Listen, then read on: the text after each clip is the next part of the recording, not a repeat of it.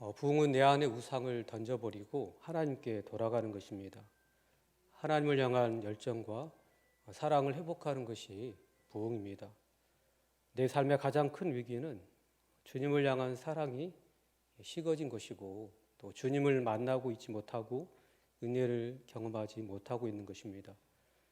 아모스 5장 4절에 보면은 여호와께서 이스라엘 족속에게 이와 같이 말씀하시기를 너희는 나를 찾으라 그리하면 살리라. 하나님께서 이스라엘 백성들에게 하나님을 찾으라고 말씀하십니다. 찾으면 만나주시고 하나님을 만나면 살게 된다고 약속하십니다. 우리에게 가장 중요하고 시급한 일은 하나님을 찾는 것입니다. 하나님을 찾게 될 때 하나님께서 만나주시고 하나님을 만나면 다시 살게 됩니다. 하나님은 살아계십니다. 그래서 하나님을 찾고 구할 때 살아계신 하나님을 만나는 은혜가 있게 될 줄 믿습니다.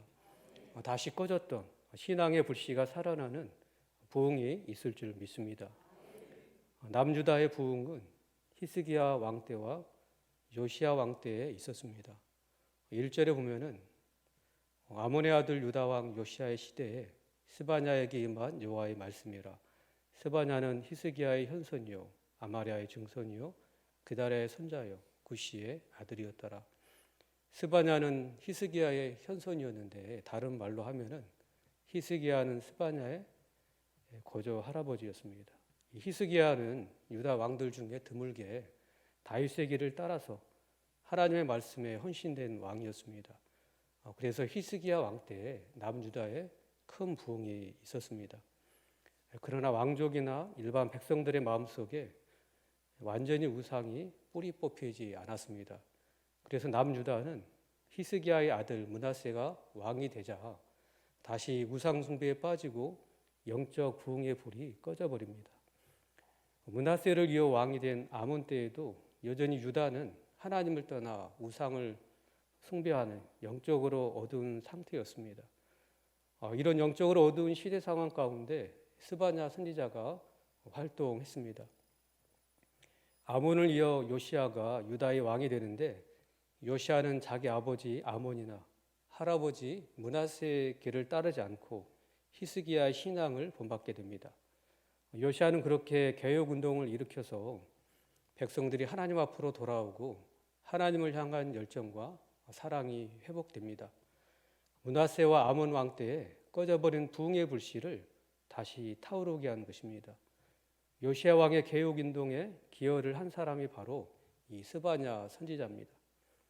히스기야 왕 때에 있었던 부흥의 불길을 꺼뜨린 것은 다름 아닌 우상 숭배였습니다. 주의 말씀으로 마음이 뜨거워지고 회복되는 듯 하다가 다시 그 불이 꺼지는 이유가 무엇이겠습니까? 내 안에 여전히 남아있는 악한 습관으로 돌아가기 때문입니다. 우상 숭배 때문입니다. 하나님은 하나님의 자녀들이 자녀다운 삶을 살기를 원하십니다. 레위기 11장 45절을 읽겠습니다. 시작.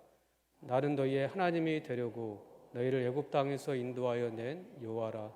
내가 거룩하니 너희도 거룩할지어다. 우리를 구원하신 거룩하신 하나님은 자녀된 우리도 거룩하기를 원하십니다. 또 신명기 6장 5절에 보면은 너는 마음을 다하고 뜻을 다하고 힘을 다하여 내 하나님 여호와를 사랑하라고 말씀합니다. 우리가 먼저 하나님을 사랑한 게 아니고 하나님께서 먼저 우리를 사랑하셨습니다. 사랑하실 때 그 사랑이 변치 않으시고 영원하십니다. 그 사랑이 하나님께서 우리로 마음을 다하고 뜻을 다하고 힘을 다하여 하나님을 사랑하라고 말씀하십니다. 우리 마음을 다하고 뜻을 다하고 힘을 다하여 하나님을 사랑하기를 원합니다. 로마서 12장 11절에 보면은 부지런하여 게으르지 말고 열심을 품고 주를 섬기라고 말씀합니다. 주님을 섬기는데 게으르지 않고 열심을 품고 섬기라는 것입니다. 그런데 만일 우리가 하나님의 백성다운 삶을 자녀다운 삶을 살지 못하면 하나님은 징계의 채찍을 드십니다. 하나님께서 징계하실 때 면적 경고하시는 것을 보게 됩니다. 하나님은 하나님을 떠나서 우상 숭배하는 타락한 유다 백성을 징계하시기 전에 먼저 선지자 스바냐를 통해서 경고하셨습니다. 우리 2절, 3절을 다시 한번 읽겠습니다. 시작. 여호와께서 이르시되 내가 땅 위에서 모든 것을 진멸하리라. 내가 사람과 짐승을 진멸하고 공중의 새와 바다의 고기와 거치게 하는 것과 악인들을 아울러 진멸할 것이라. 내가 사람을 땅 위에서 멸절하리라. 나 여호와의 말이니라. 하나님께서 땅 위의 모든 것을 진멸하시겠다고 말씀하십니다.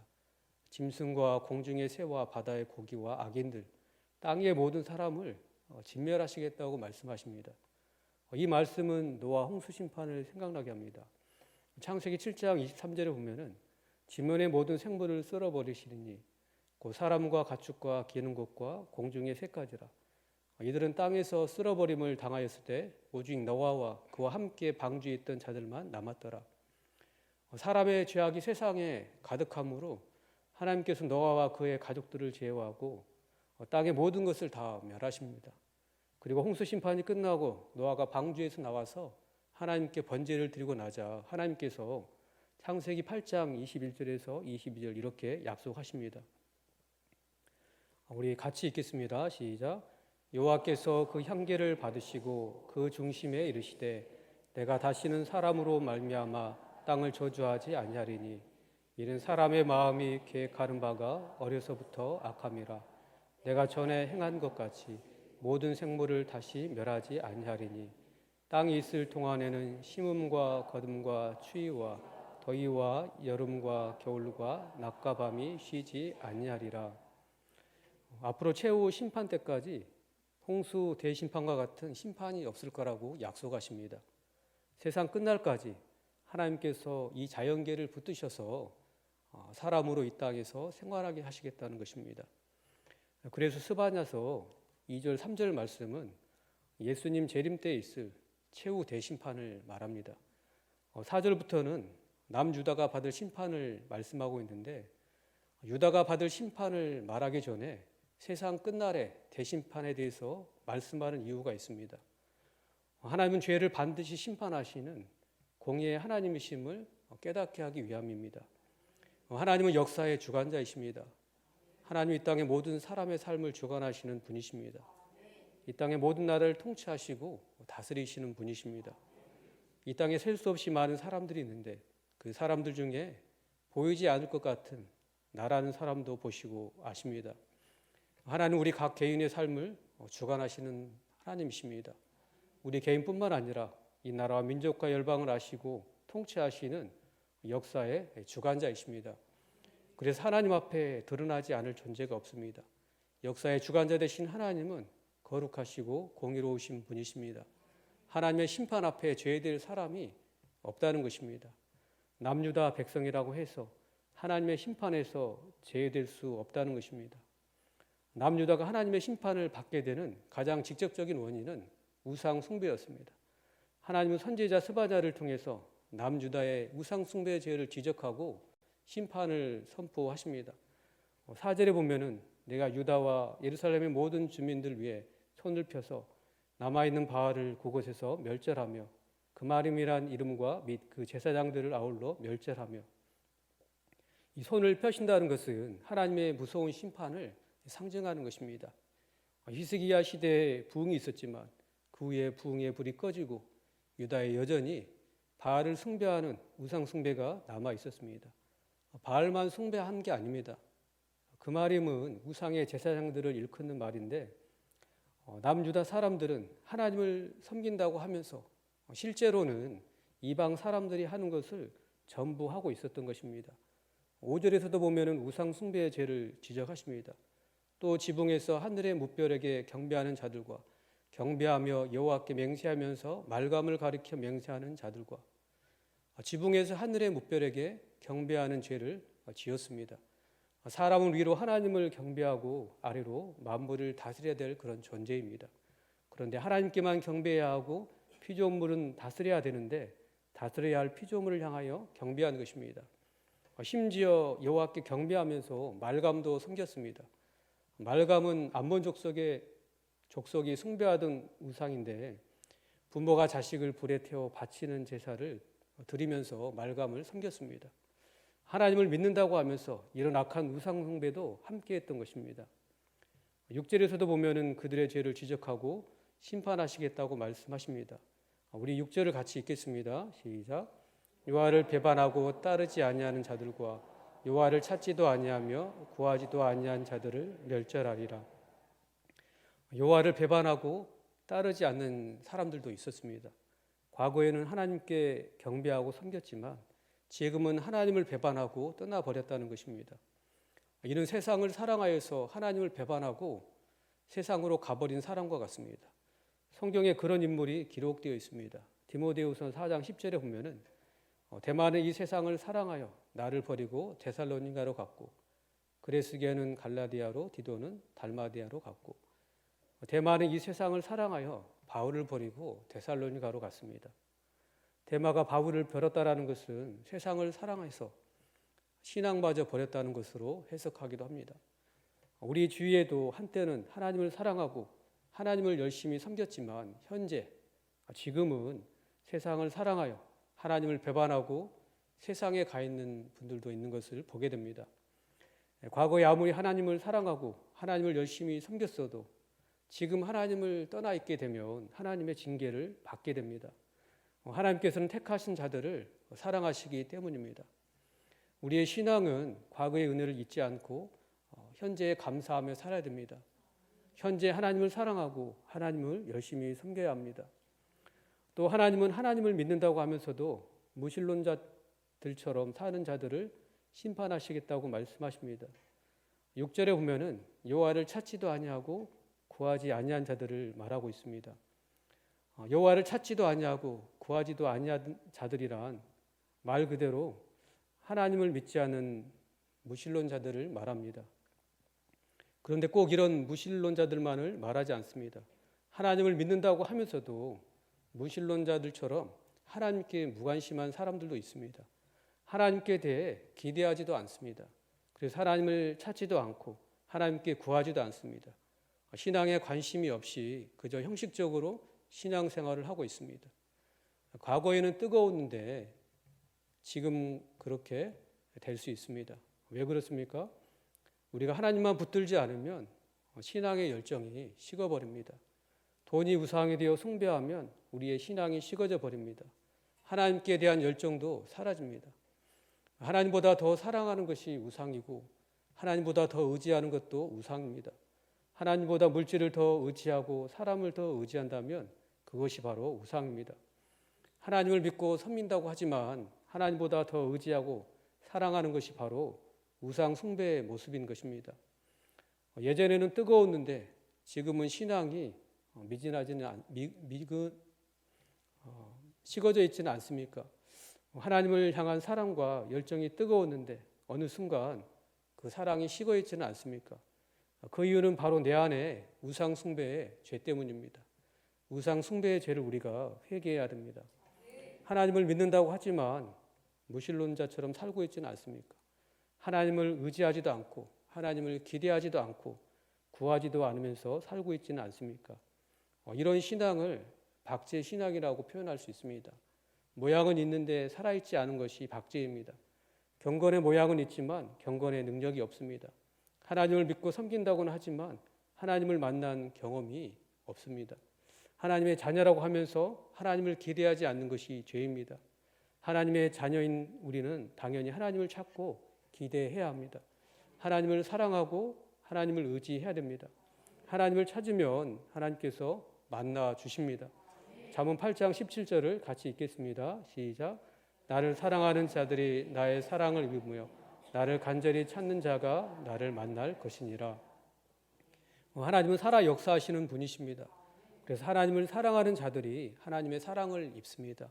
하나님을 간절히 찾는 자를 하나님께서 만나 주십니다. 하나님을 섬긴다고 하면서 삶에서 하나님을 만나지 못하는 이유는 하나님을 간절히 찾지 않기 때문입니다. 하나님을 간절히 찾으면 하나님께서 반드시 만나 주십니다. 살아계신 하나님을 경험하게 되는 것입니다. 하나님을 간절히 찾으시기 바랍니다. 하나님을 의지하고 하나님을 기대하시기 바랍니다. 하나님께서 내 삶에 또 우리 가정의 사역에 새 일을 행하실 것을 기대하고 구하시기 바랍니다. 하나님을 기대하지 않고 의지하지 않고 구하지 않는 것도 죄입니다. 하나님은 살아계십니다. 그래서 하나님께 기대하고 하나님을 의지하며 구할 때에 반드시 응답해 주시는 좋으신 아버지이십니다. 마태복음 7장 7절을 같이 읽겠습니다. 시작. 구하라 그리하면 너에게 주실 것이요 찾으라 그리하면 찾아낼 것이요 문을 두드리라 그리하면 너희에게 열릴 것이니 구하고 찾고 문을 두드리시기 바랍니다. 필요한 것을 달라고 기도하시기 바랍니다. 그러면 하나님께서 구하는 자를 실망시키지 않으시고 응답하십니다. 구체적으로 기도하고 구체적으로 응답해 주시는 하나님을 경험하는 그런 은혜가 있게 되시기를 축복합니다. 하나님께서 남유다 백성들에게 스바냐 선지자를 통해 그들의 죄를 지적했을 때 어떤 생각을 했을까요? 나름대로 자신들의 상황을 말하고 핑계를 댈 수도 있었을 것입니다. 아니면 자신들은 그런 죄를 짓지 않았다고 또 오리발을 내밀 수도 있었을 것입니다. 우리도 죄를 지적당하면 나름대로 내 상황이 이래서 어쩔 수 없었다, 이런 식으로 자기 합리화를 하거나 핑계를 댑니다. 마치 아담과 하와가 그랬던 것처럼 그렇게 핑계를 대는 경우가 많이 있습니다. 창세기 3장 11절에서 13절에 보면은 이르시되 누가 너의 벌거벗었음을 내게 알렸느냐? 내가 내게 먹지 말라 명한 그 나무 열매를 내가 먹었느냐? 아담이 이르되 하나님이 주셔서 나와 함께 있게 하신 여자 그가 그 나무 열매를 내게 주므로 내가 먹었나이다. 여호와 하나님이 여자에게 이르시되 내가 어찌하여 이렇게 하였느냐? 여자가 이르되 뱀이 나를 깨므로 내가 먹었나이다. 요약하면 이렇습니다. 아담 너 왜 그랬니? 하나님께서 주신 그 여자 때문입니다. 이제 여자에게 묻습니다. 너 왜 그랬니? 뱀 때문입니다. 자기들의 죄를 고백하고 회개해야 되는데 남의 핑계를 대고 자기 합리화를 하고 있습니다. 이런 죄성을 물려받은 우리여서 하나님 말씀 앞에 우리는 핑계를 대고 자기 합리화를 하기에 바쁩니다. 우리는 하나님 앞에서 뭐라 할 말이 없습니다. 7절에 보면은 주 여호와 앞에서 잠잠할지어다. 이는 여호와의 날이 가까웠으므로 여호와께서 희생을 준비하고 그가 청할 자들을 구별하셨음이니라. 범죄한 유다 백성들을 향하여서 주 여호와 앞에서 잠잠하라고 말씀합니다. 그리고 회개치 않으면 하나님께서 심판하시겠다고 말씀하십니다. 여호와의 날이란 심판의 날이요 징계의 날입니다. 그가 청구할 자들을 구별하셨다라는 것은 범죄한 유다를 심판할 자로 바벨론을 준비시켰다는 말입니다. 그들이 이 말씀을 듣고 회개치 않으므로 바벨론에게 멸망을 당하고 포로로 끌려가게 됩니다. 하나님은 자녀인 우리에 대해서 오래 참고 인내하시지만 끝내 회개하지 않고 돌이키지 않으면 불신자들을 통해서라도 징계하시는 하나님이십니다. 8절에 보면은 하나님께서는 유다 백성들 중에 특별히 지도자들의 죄를 지적하십니다. 여호와의 희생의 날에 내가 방백들과 왕자들과 이방인의 옷을 입은 자들을 벌할 것이며 여호와의 희생의 날은 심판의 날이요 방백들과 왕자들은 지도자들을 말합니다. 하나님을 잘 섬기고 백성들을 지도해야 될 사람들이 앞장서서 우상을 숭배하고 이방 민족의 풍습에 젖어서 이방인의 옷을 입고 다녔습니다. 또 9절에 보면은 그들의 죄를 구체적으로 지적하고 있습니다. 그날의 문턱을 뛰어넘어서 포악과 거짓을 자기 주인의 집에 채운 자들을 내가 벌하리라. 당시의 권력자들과 그 앞잡이들이 서민들의 재물을 폭력적인 방법으로 강탈했다는 것입니다. 하나님은 남유다에서 어떤 일이 일어나고 있는지를 다 보시고 아셨습니다. 누가 어떤 죄를 지었는지를 다 보고 아셨습니다. 시편 66편 7절을 같이 읽겠습니다. 시작. 그가 그의 능력으로 영원히 다스리시며 그의 눈으로 나라들을 살피시나니 거역하는 자들은 교만하지 말지어다. 하나님은 능력이 한이 없으셔서 이 땅에서 일어나는 모든 일들을 다 아십니다. 나의 앉고 일어섬도 아시고 남 모르게 범죄한 것도 아시고 내가 억울한 일 당한 것도 아시고 이 세상의 모든 사람들이 행하는 악행을 다 보고 아십니다. 그리고 그 행한 대로 심판하시는 하나님이십니다. 하나님은 남유다 지도자들, 권력자들의 죄를 보시고 아셨습니다. 그리고 10절에서 11절에서 보면 심판하시겠다고 말씀하십니다. 나 여호와가 말하노라. 그날의 어문에서는 불이 있는 소리가, 제2구역에서는 울음소리가, 작은 산들에서는 무너지는 소리가 일어나리라. 막데스 주민들아 너희는 슬피 울라. 가나안 백성이 다 패망하고 은을 거래하는 자들이 끊어졌습니다. 어문은 요단강이나 갈릴리 호수에서 잡은 물고기가 그곳을 통해 운반됐기 때문에 붙여진 이름입니다. 또 제2구역은 예루살렘 성의 북쪽 변두리에 건설된 신시가지를 가리키는 말입니다. 작은 산들은 예루살렘 성 안의 북쪽 언덕들을 가리킵니다. 어문 부근과 제2구역 작은 산들에 부자나 귀족들이 살았다라고 이렇게 해석을 합니다. 막데스 주민들은 예루살렘 성 안에 상업지구에 살던 사람들로 온갖 방법을 가리지 않고 부를 축적했던 부자들이었습니다. 하나님께서는 그들의 죄악을 아시고 심판하실 것인데 하나님의 심판을 받아 슬피 울고 부르짖게 될 것이라고 말씀합니다. 우리의 행위를 하나님 앞에 숨길 것이 없습니다. 하나님은 나의 영적인 형편을 누구보다도 잘 아십니다. 우리 12절을 같이 읽겠습니다. 시작.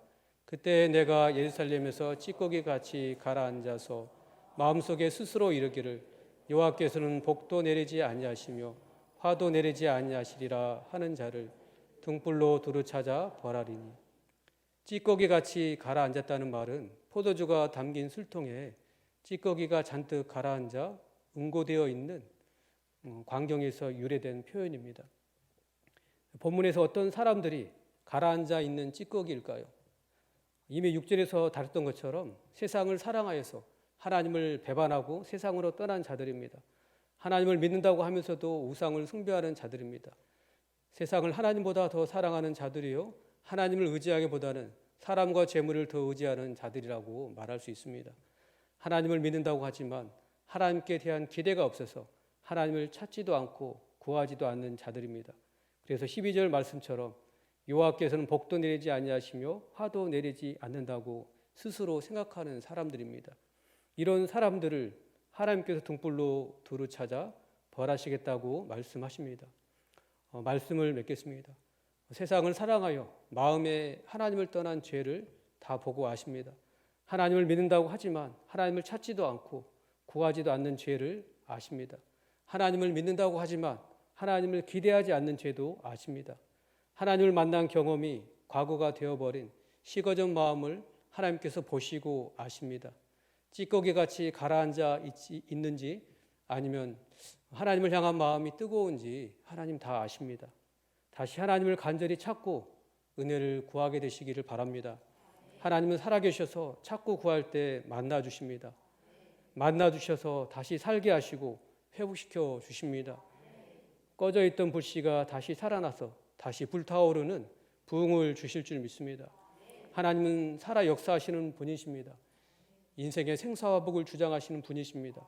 하나님을 기대하고 찾고 구할 때에 내 삶에 역사하시고 응답해 주십니다.